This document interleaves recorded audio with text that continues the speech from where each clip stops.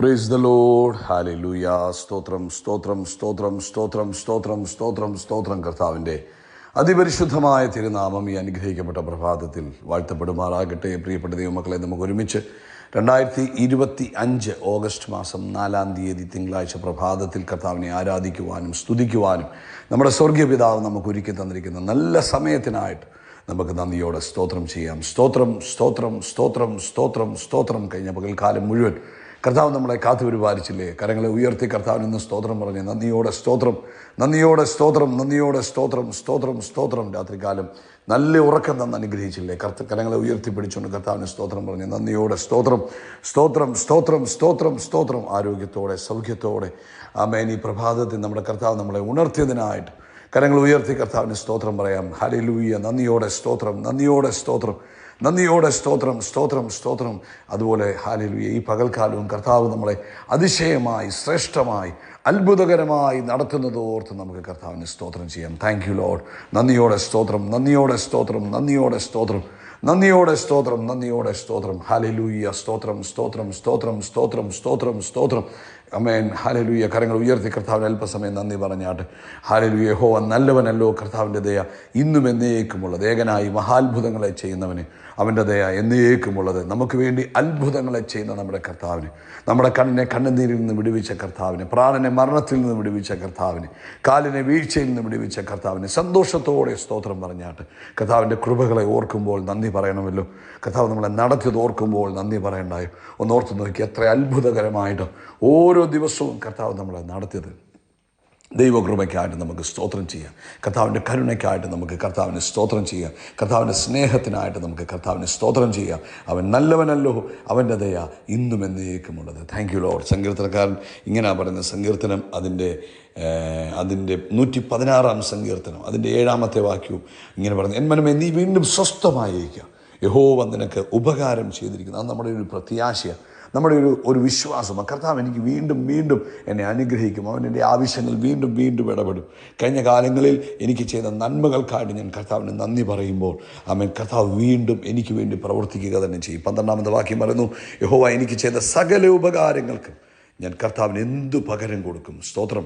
ഞാൻ കർത്താവിന് സ്തോത്രയാഗം കഴിച്ച് യഹോവയുടെ നാമത്തെ വിളിച്ചപേക്ഷിക്കും. കരങ്ങളെ ഉയർത്തി ആ കർത്താവിന് ഒന്നുകൂടൊന്ന് സ്തോത്രം പറഞ്ഞ് 19-ാമത്തെ വാക്യം പറയുന്നു, ഞാൻ യഹോവയ്ക്ക് എൻ്റെ നേർച്ചകളെ കർത്താവിൻ്റെ സകല ജനവും കാണുക കഴിക്കും. യഹോവയെ സ്തുതിപ്പിക്കും. നമുക്ക് ഒരുമിച്ച് പ്രാർത്ഥിക്കാം.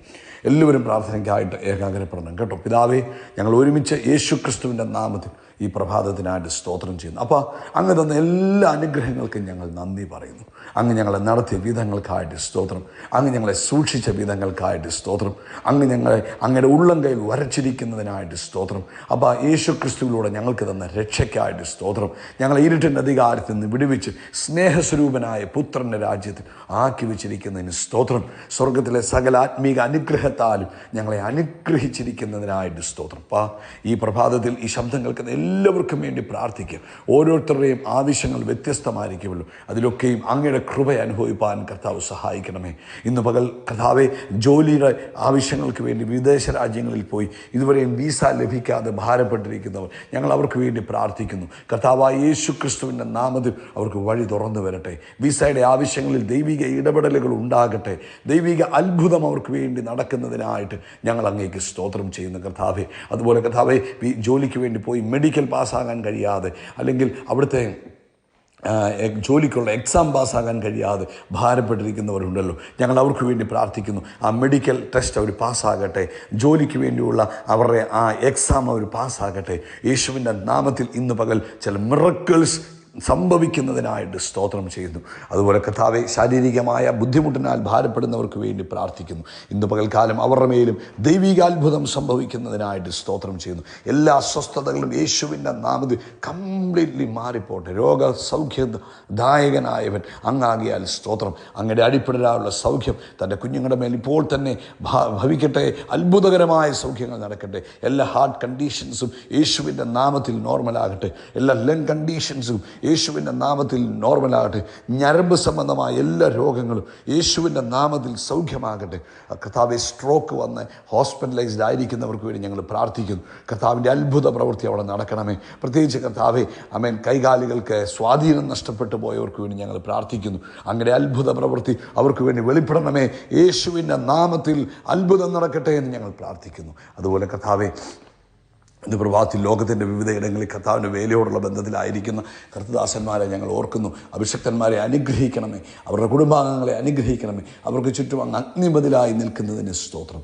പ്രാർത്ഥന കേട്ട കർത്താവിന് നന്ദി പറയുന്നു. സകല മഹത്വം പുകച്ചാപ്പയ്ക്ക് എല്ലാം ഞങ്ങൾക്ക് വേണ്ടി ജീവൻ നൽകിയ നസ്രയനായ യേശു ക്രിസ്തുവിൻ്റെ നാമത്തിൽ തന്നെ ആമേൻ, ആമേൻ, ആമേൻ. കർത്താവ് നിങ്ങളെ ധാരാളമായിട്ട് അനുഗ്രഹിക്കട്ടെ. കർത്താവ് അനുവദിക്കുന്ന പക്ഷം ഇന്ന് രാത്രിയിൽ നമുക്ക് ഇന്ത്യൻ സമയം 9:30 നമ്മുടെ ഓൺലൈൻ മീറ്റിംഗ് ഉണ്ടാകും.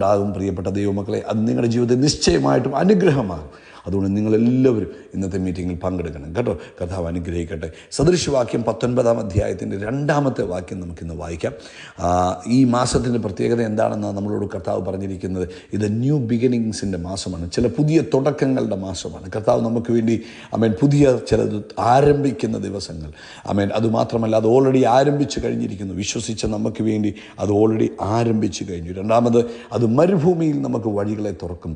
നിർജ്ജന പ്രദേശത്ത് കർത്താവ് നമുക്ക് നദികളെ തുറന്നു തരും. സദൃശവാക്യം 19:2 പറയുന്നു, പരിജ്ഞാനമില്ലാത്ത മനസ്സ് നന്നല്ല, തത്രപ്പെട്ട് കാൽ വെക്കുന്നവനോ പിഴച്ചു പോകുന്നു. അവിടെ എന്താ ഇതിൻ്റെ അർത്ഥമെന്നറിയാമോ? നമുക്ക് കാര്യം ശരിയാണ്, കർത്താവ് നമ്മളോട് പറയുന്നു, കർത്താവ് നമുക്ക് പുതിയത് ചെയ്യും എന്ന് പറഞ്ഞ് നമ്മൾ പരിജ്ഞാനമില്ലാത്തവരായിത്തീരരുത്.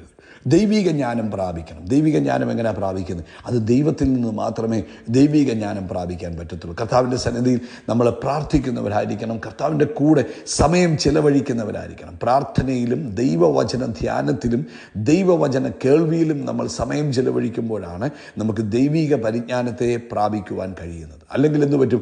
നമ്മൾ അറിയത്തില്ല. നമ്മൾ അറിയാതെ ആരെങ്കിലും എന്തെങ്കിലും പറയുമ്പോൾ നമ്മൾ ചാടിക്കയറി അതങ്ങ് ചെയ്യും. അത് പരാജയപ്പെട്ടു പോയെന്ന് വരും. ചിലപ്പോൾ അവർ ചെയ്യുന്നത് കണ്ടുകൊണ്ട് നമ്മൾ ചെയ്തെന്നിരിക്കും, അതും പരാജയപ്പെട്ടു പോയെന്ന് വരും. അപ്പോൾ അങ്ങനെ വരാതിരിക്കുവാൻ എന്ത് ചെയ്യണം? ദൈവത്തിൻ്റെ ആലോചനയിൽ കാര്യങ്ങളെ ചെയ്യണം. അപ്പോൾ ദൈവത്തിൻ്റെ ആലോചന നമ്മളിങ്ങനെ പ്രാപിക്കും. അത് പ്രാർത്ഥനയിലൂടെയും ദൈവവചന ധ്യാനത്തിലൂടെയുമാണ് നമുക്ക് ദൈവത്തിൻ്റെ ജ്ഞാനം പ്രാപിക്കാൻ കഴിയുന്നത്. അപ്പോൾ കർത്താവിനോട് പറഞ്ഞ, കർത്താവേ, ഈ മാസം അങ്ങ് ഞങ്ങളോട് പറഞ്ഞിട്ടുണ്ട്, അങ്ങ് ഞങ്ങൾക്ക് വേണ്ടി പുതിയത് തുടങ്ങും, ചില തുടക്കങ്ങളുണ്ട്. മരുഭൂമിയിൽ വഴി തുറക്കും. അപ്പം ഞങ്ങൾ അങ്ങോട്ട് പ്രാർത്ഥിക്കുക. എങ്ങനെയാണ്? ഞങ്ങൾക്കൊന്നും അറിയത്തില്ല. ഞങ്ങൾ അടുത്ത വാക്യം പറഞ്ഞ, തത്രപ്പെട്ട് കാൽ വെക്കുന്നവനോ പിഴച്ചു പോകുന്നു. തത്രപ്പെട്ട് ശീഘ്രത്തിൽ ഒന്നും ആലോചിക്കാതെ എടുത്തു ചാടുന്ന പരിപാടി. ഇത് രണ്ടും ദൈവം ആഗ്രഹിക്കുന്നില്ല. അപ്പോൾ നമുക്ക് ദൈവിക പരിജ്ഞാനം പ്രാപിക്കണം. നമ്മൾ എന്ത് ചെയ്യുന്നു എന്നുള്ളതിനെക്കുറിച്ച് പൂർണ്ണമായ ബോധ്യം വേണം. അത് കർത്താവിൻ്റെ ഹിതമാണോ അല്ലയോ എന്നുള്ളതിന് കർത്താവിൽ നിന്ന് നിശ്ചയമായ ഒരു നിയോഗം പ്രാപിക്കണം. എന്നിട്ട് വേണം അത് ചെയ്യാൻ. അതൊന്നാമത്തെ കാര്യം. രണ്ടാമത്തെ കാര്യം, വേഗത്തിലൊന്നും ചാടിക്കേറി ചെയ്യരുത്. അതിന് കർത്താവിൻ്റെ സന്നിധിയിൽ നിന്ന് പ്രാർത്ഥിച്ച് നിയോഗം പ്രാപിച്ച് കർത്താവിൻ്റെ ആലോചന ഉണ്ടെന്ന് കൺഫേമായിട്ട് മാത്രമേ നമ്മൾ പ്രവർത്തിക്കാവുള്ളൂ. ഈ 2 കാര്യങ്ങൾ ഈ മാസം നിങ്ങൾ ശ്രദ്ധിക്കണം. പരിജ്ഞാനം, ദൈവിക പരിജ്ഞാനം വേണം. നമ്മൾ ചെയ്യുന്ന കാര്യത്തെക്കുറിച്ച് വ്യക്തമായൊരു ജ്ഞാനം സമ്പാദിക്കണം. അത് ദൈവത്തിൽ നിന്ന് പ്രാപിക്കണം. അത് നമ്മൾ പ്രാർത്ഥിക്കുമ്പോൾ ദൈവം നമുക്ക് ബന്ധങ്ങളെ തരും, കണക്ഷനുകൾ തരും. ആ ബന്ധങ്ങളും കണക്ഷനുകളൊക്കെ ഉപയോഗിക്കണം. രണ്ടാമത്തെ കാര്യം, തത്രപ്പെട്ട് കാലെടുത്ത് വെക്കല്. ഒന്നും എടുത്ത് ചാടി ചെയ്യാൻ പാടില്ല. എങ്ങനെയാണോ കർത്താവ് എന്തു പറയുന്നു അത് കർത്താവിൽ നിന്ന് കേട്ടിട്ട് കർത്താവിൻ്റെ ആലോചന പ്രകാരം അതിന് ദൈവം ഒരു സമയം വെച്ചിട്ടുണ്ട്.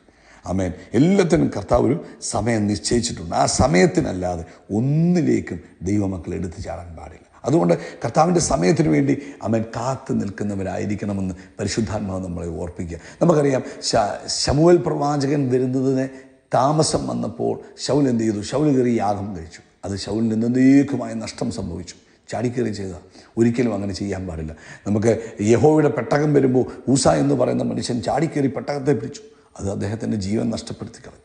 അപ്പോൾ ഒന്നും തത്രപ്പെട്ട് ചെയ്യല്ലേ, ഒന്നും പരിജ്ഞാനമില്ലാതെ ചെയ്യല്ലേ. വിവേകത്തോടും ദൈവിക ജ്ഞാനത്തോടും കൂടെ കാര്യങ്ങൾ ചെയ്യുക. നമ്മൾ എന്തെങ്കിലും കാണുമ്പോഴത്തേക്കിന് ആവേശം കൊള്ളുന്നവരായിത്തീരരുത്. പെട്ടെന്ന് ചാടി അതങ്ങ് ചെയ്തേക്കാം, അല്ലെങ്കിൽ അവിടെ പോയേക്കാം, അല്ലെങ്കിൽ അവരെ വിളിച്ചേക്കാം, അല്ലെങ്കിൽ അങ്ങനെ ചെയ്തേക്കണോ. അത് ദൈവഹിതമല്ല. ദൈവഹിതമെന്ന് പറയുന്നത് ദൈവത്തിൽ കാത്തിരുന്ന് ആലോചന പ്രാപിച്ച് ദൈവിക ആലോചനയിൽ കാര്യങ്ങൾ ചെയ്യുമ്പോഴാണ് സക്സസ് ആകുന്നത് കേട്ടോ. കർത്താവ് നിങ്ങളെ അനുഗ്രഹിക്കട്ടെ. കർത്താവേ, ഇന്ന് ഈ സന്ദേശം കേട്ട ആരും പരിജ്ഞാനമില്ലാത്തവരായിത്തീരല്ലേ. കൃത്യമായ ദൈവിക ജ്ഞാനം പ്രാപിക്കുവാനും ഒന്നും തത്രപ്പെട്ട് ചെയ്യാതെ ദൈവത്തോട് ആലോചന ചോദിച്ച് പ്രാപിച്ച് ദൈവിക സമയത്തിന് വേണ്ടി കാത്തിരുന്ന് പ്രവർത്തിപ്പാൻ തൻ്റെ ജനത്തെ ഒരുക്കുന്നതിനായിട്ട് സ്തോത്രം. യേശുവിൻ നാമത്തിൽ തന്നെ ആമേൻ, ആമേൻ, ആമേൻ. കൈകൾ ഉയർത്തി പറഞ്ഞേ, യേശുക്രിസ്തുവിന്റെ നാമത്തിൽ നമ്മൾ ആകാശത്തിലെ നക്ഷത്രങ്ങൾ പോലെയും കടൽക്കരയിലെ മണൽത്തരി പോലെയും അത്യന്തം വർദ്ധിച്ചു പെരുകും. We are blessed, we are really blessed, we are permanently blessed and highly favoured. God bless you, God bless you, God bless you.